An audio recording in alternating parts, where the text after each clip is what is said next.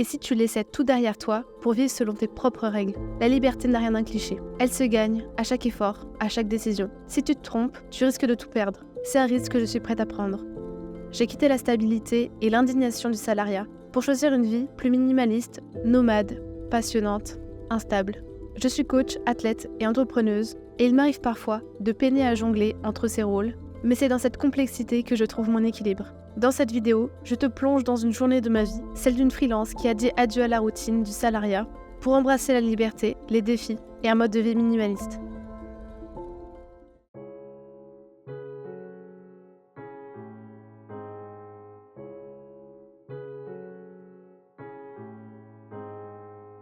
Alors, à ce qui paraît, j'ai choisi de vous filmer ma vie aujourd'hui. Petit réveil à 8 h du matin, naturellement.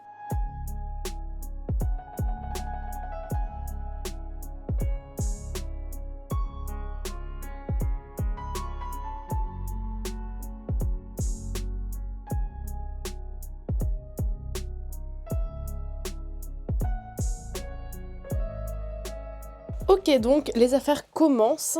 Je regarde ce que j'ai prévu aujourd'hui de faire. Donc ça, c'est mon emploi du temps. Chaque journée, j'ai une to-do list à faire. Comme ça, je sais quoi faire aujourd'hui. J'ai préparé la veille pour le lendemain, ma journée d'aujourd'hui. Comme vous l'avez peut-être remarqué, j'ai pas encore ouvert trop mon téléphone. C'est quelque chose que je réserve après le petit déjeuner, histoire de pas me réveiller avec le stress de Instagram ou je sais pas quoi.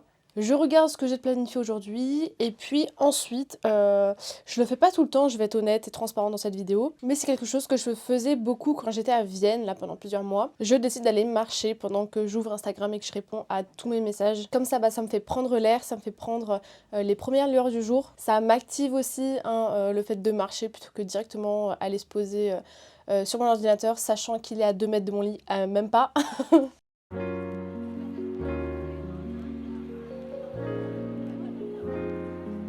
Ok, c'est bon, je n'ai plus aucune notification. Et on a fait 4400 pas. La journée commence bien. Moi, je m'estime être quelqu'un de minimaliste, c'est-à-dire que j'ai pas besoin de beaucoup de matériel pour me sentir bien. Il y a des personnes, je comprends, qui ont besoin d'une belle déco chez eux pour se sentir bien, mais moi, je suis complètement détachée en fait de cet aspect matériel qui n'a aucune influence en fait sur mon comportement, sur comment je me sens, etc. Ici, je vis dans un 15 mètres carrés. Et il y a énormément d'avantages. À vrai dire, je trouve qu'il y a plus d'avantages de vivre dans un petit 15 mètres carrés que de vivre actuellement dans une grande maison qui ne me servirait vraiment à rien à part perdre mon temps. Le fait de pas beaucoup posséder de biens matériels, de choses auxquelles je m'attache, ça me permet de voyager léger et de ne pas avoir de grosses charges mentales, de me préoccuper de si j'ai pris telle ou telle chose, etc. Je sais quelles sont les choses indispensables pour moi. Je suis quand même venue ici dans mon 15 mètres carrés avec une valise et 3 sacs, mais je peux presque dire que toute ma vie, toute ma maison tiendrait là-dedans. Et tout le reste, c'est du superficiel qui peut être oublié sur une étagère. Parmi les biens matériels que j'utilise vraiment et qui sont vraiment importants pour moi, c'est la caméra avec laquelle je filme, mon matériel de sport, et ça prend presque la moitié de ma valise. Je dirais un quart de ma valise, c'est mes outils de travail comme l'appareil photo, l'ordinateur, la souris, les micros, etc. Et le dernier quart, c'est tout ce qui est fringues, accessoires de toilette, etc. Par exemple, en termes de maquillage, je peux tout simplement me contenter d'un eyeliner parce que j'aime quand même prendre soin de moi et me trouver jolie. Mais je me retrouve quand même avec une trousse, avec plein d'autres trucs que j'utilise pas. Et à quoi ça sert en fait? Je pense qu'on peut tous faire un tri dans sa vie et ça nous permettrait de nous sentir plus léger ou donner du sens aux biens qu'on possède. Et vous allez le voir, c'est un peu pareil pour la bouffe. Je sais ce qui est sain pour la santé, je sais qu'il faut manger varié, mais globalement, mes plats sont construits toujours de la même manière. Je sais automatiquement ce que je vais mettre dans mon assiette le matin, le midi ou le soir. J'ai pas 36 000 ingrédients dans mes recettes. Et ça me permet d'économiser du temps, de l'énergie et de la charge mentale pour me dire voilà, qu'est-ce que je vais cuisiner aujourd'hui. Bon, ça c'est encore quelque chose de personnel parce que je sais qu'il y en a qui aiment bien cuisiner. Bon, c'est pas forcément mon cas, mais j'aime manger sain et équilibré. Donc je fais quand même attention, mais j'ai mes habitudes et je peux consacrer mon énergie, mon espace mental à d'autres choses plus importantes. En automatisant, en faisant le vide un peu dans mes biens matériels pour pas trop m'éparpiller, ça me permet vraiment de me concentrer sur mes tâches importantes dans le travail, d'être plus productive et de vraiment me libérer du temps pour ce qui est essentiel. Je pense que vous voyez tous cette situation où pendant toute une matinée, t'as l'impression d'avoir rien fait et pourtant t'as fait que courir partout. Et ben justement, c'est ces moments-là que moi j'évite au maximum. Voilà, c'était notre discussion de comptoir du matin. Maintenant, on enchaîne avec le reste de la journée. Ok, donc là je viens de terminer un rendez-vous bilan que je fais chaque mois avec mes coachés et je suis hyper contente, hyper reconnaissante de voir autant de progrès parce que après l'accompagnement, elles veulent continuer, elles ont changé leurs habitudes, elles ont changé leur perception du sport. Elles ont une meilleure confiance en elles sont plus aptes à atteindre, à se fixer d'autres objectifs. Ok, donc là il est midi et toute la matinée je me suis consacrée à mon activité de coaching, donc c'est-à-dire je me suis occupée de l'accompagnement que je propose aux femmes qui veulent avoir un corps plus performant grâce à la calisthénie, mais également grâce à d'autres habitudes quotidiennes qu'on met en place. Donc on n'aborde pas uniquement que l'aspect sportif et faire un programme sportif, il y a aussi tout l'aspect lifestyle, c'est-à-dire on fait attention à l'alimentation, on prend des bonnes habitudes concernant la gestion du stress, comment améliorer le sommeil, etc. Enfin voilà, c'est assez complexe avec un suivi quotidien sur sa pratique sportive, mais également sur d'autres aspects qui sont indissociables à la pratique sportive. Enfin bref, tout ça, moi je l'explique au travers de l'accompagnement, ce qui permet aussi aux filles de devenir autonomes au-delà des 3 mois d'accompagnement. Qu'est-ce que j'ai fait concrètement ce matin? Alors j'ai commencé par un call bilan, comme je disais tout à l'heure. Je place très souvent les rendez-vous le matin parce que c'est le moment où je suis la plus éveillée et la plus concentrée. Ensuite, j'ai mis à jour le contrat pour l'accompagnement en ajoutant des petites choses parce que je mets à jour régulièrement l'accompagnement pour qu'il soit le plus qualitatif possible. L'accompagnement a un aspect communautaire que je voulais absolument garder pour pas que les filles elles se sentent seules dans leur parcours. Voilà donc pour cette matinée. Maintenant, je vais me consacrer à la course à pied parce que il est quand même midi et je voulais digérer mon petit déjeuner avant d'aller courir. J'ai un petit projet concernant la course à pied, je vous en dis plus tout à l'heure. Je vais courir 1,5 km au maximum de ce que je peux faire. Il y a 2 semaines, je me suis inscrite pour faire une course, un trail plus précisément. Ça va être l'occasion d'apprendre beaucoup de choses avec cette prépa. J'ai quand même quelques connaissances sur la course à pied, sur les sports d'endurance. Donc je suis contente quand même de découvrir une nouvelle discipline qui est l'endurance, c'est-à-dire les efforts longue durée.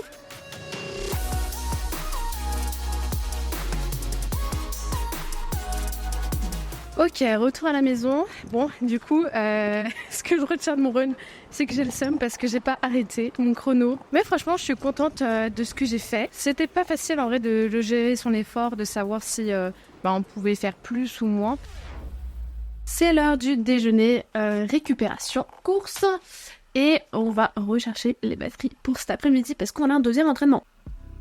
Et voilà. Alors, qu'est-ce qu'on a dans cette assiette? On a les œufs en guise de protéines. Bien sûr, ici, on est végétarien. Franchement, s'il y avait un seul aliment à garder sur Terre, c'est bien les œufs. Ensuite, nous avons les pois cassés qui me servent de base glucidique qui ajoutent aussi des protéines. Mais étant donné que ce sont des légumineuses et les légumineuses, de manière générale, sont des sources de protéines incomplètes. Du coup, ce soir, on va se faire des céréales. Et bien sûr, j'ajoute des petits légumes pour les vitamines et les fibres. Bon appétit!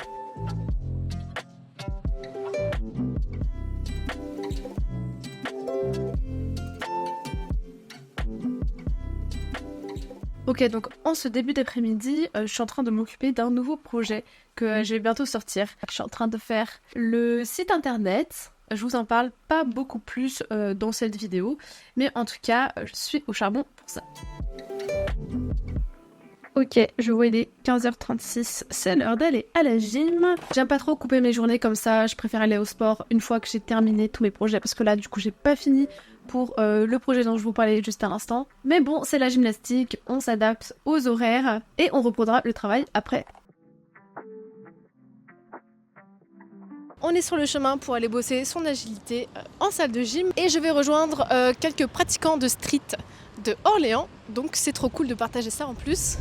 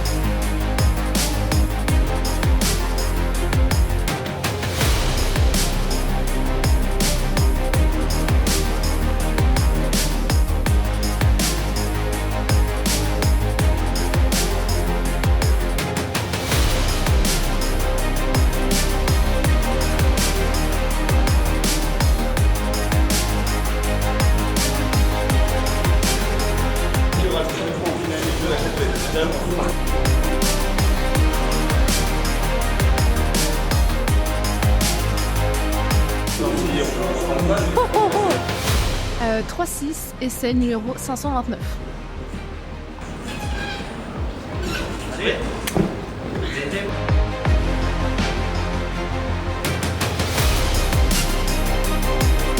À fond, à fond, à fond. J'ai l'impression que tu pars pas avec l'intention de rattraper la barre en fait.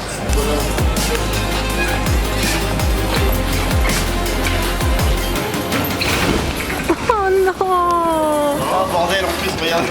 Oh non, pas ça! C'est chier ça. C'est terminé! Ah, les mecs derrière.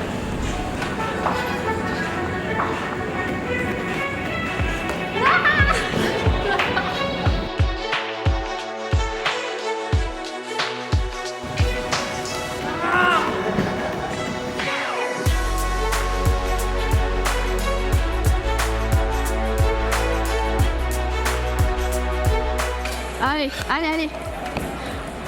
Ça va. Voilà comment ça rend fou le 3-6. Je suis pas la seule.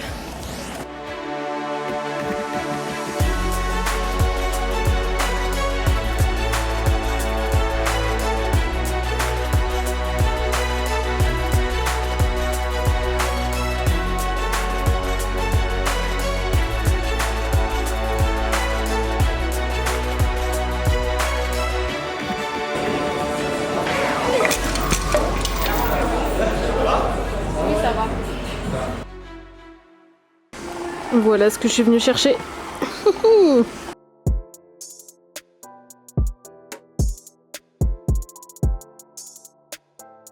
my god, c'est tellement tentant. Aïe aïe aïe aïe aïe. Stop.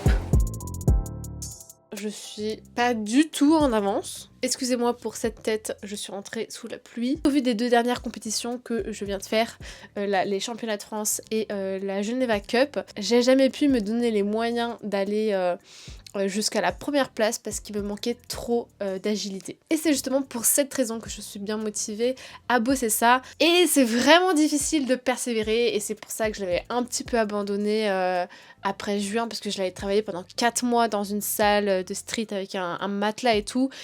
Et j'avais pas évolué. Bah, je sais pas, je crois que j'ai pas envie d'attraper la barre.